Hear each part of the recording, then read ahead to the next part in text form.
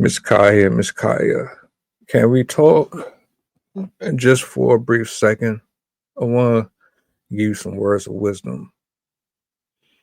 No shade or nothing like that.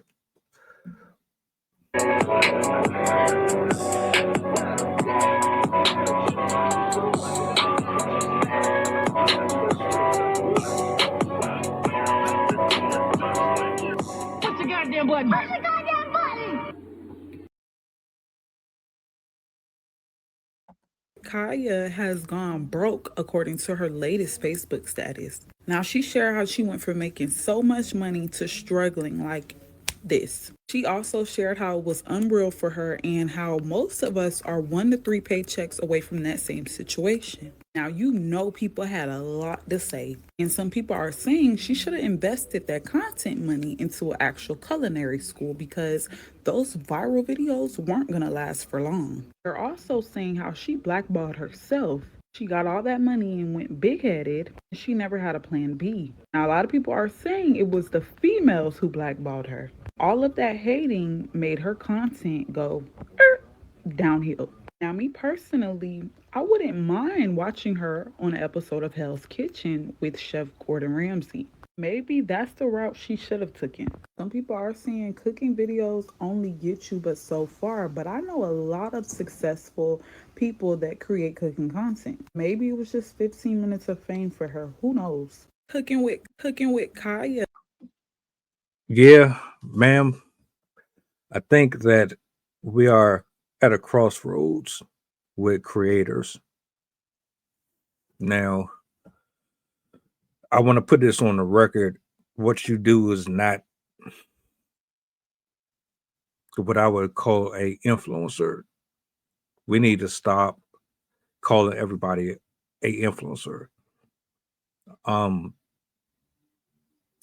the lane that you were in cooking, that will always make money, contrary to what people think.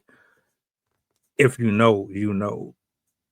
There's a site, there's platforms for everybody's interest, period. Dogs, cats, trees, DIY. There is something literally for every single person on this platform and various apps. You do not have to acclimate to somebody else's identity to be successful. You just have to be consistent and good at what you do, not what everybody else does. And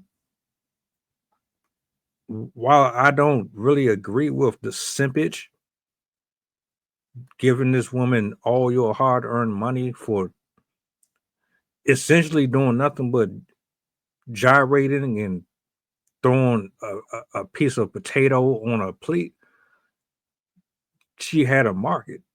Like sexuality will always be a market that benefits women more than anybody else. But your niche was cooking. You decided that you wanted a taste of the high life. You wanted to hang out with Kai Sinat and you wanted to be in streamers university and you want to be around these celebrities. I don't know if it's because you always felt like that's where you belonged. But truth be told, cooking is something that is a passion it looked like, but you got a little egotistical, took it too far, way too far. I agree with what she said. You should have stayed in your lane, which was cooking. All the extra sexual stuff that you was doing, you could have dressed that up a little bit better, realistically. We have enough half naked women on social media as it is.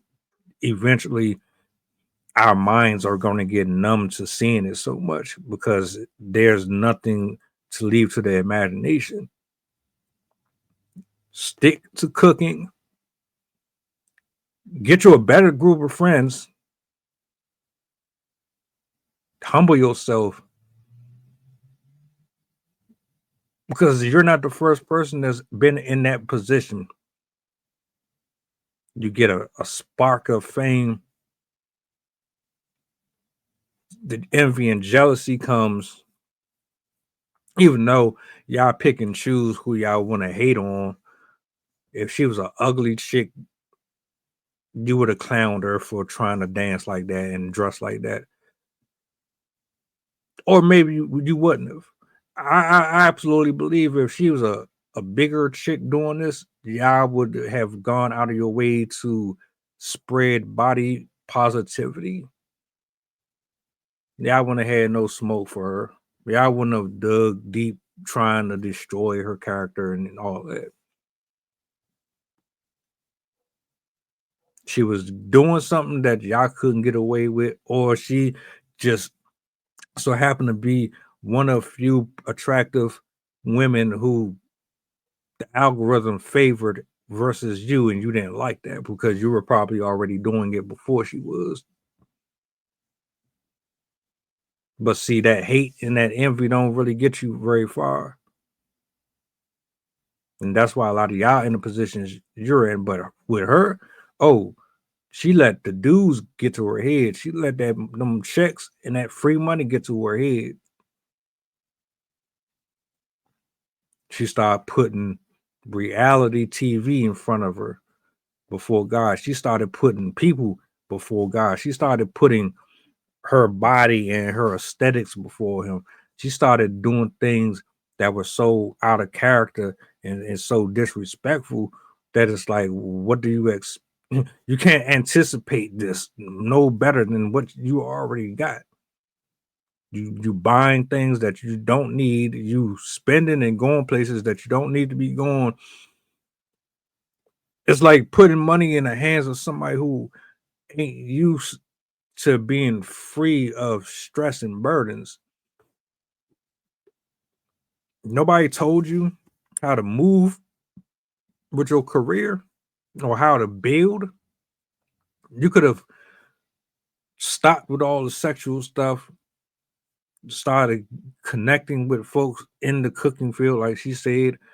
And you could have done so much, but instead you wanted to hang around men and women who are essentially no different than you in regards of, oh, look at me, I'm on TV, I'm popular, I'm famous. Oh, sexual.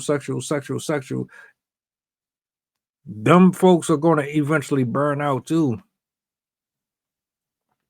because folks are going to get tired of it at some point. I don't want to see it. I don't see nothing entertaining about some of the shit that gets put with the millionaires and these huge streamers. I don't get it, but that's just my preference. I don't care about DDG's relationship or potential relationship with India India Love. I don't care if they're dating or not. I don't care if Neon is having sex with Iggy Azalea. How does that contribute to getting the government off my back? How does that help me improve my credit score? A lot of this shit don't really have no competitive contributions whatsoever. So you fucked yourself over listening to the internet and listening to people tell you this is what you need to be doing when you should have been trusting your own gut and instinct. And the ones that was really telling you the truth, but you thought they were just hating on you. But they were trying to warn you to stay the fuck away from people like the comment section. But I digress. I wish you the best. I hope you manage to find your way out of this situation and you don't turn to OnlyFans or anything extreme like that. But you can never tell. Welcome aboard the flight. This is pilot Pusha talking. We going back to Memphis and coming straight from New Orleans. The estimated time of arrival is about an hour, and I can turn you ghost if you try and play with my power. So when you look up and see the sun flashing, stay in your seat. If the flight attendant say you making trouble, then we got beef. The turbulence might might get rocky, you better not spill your food. This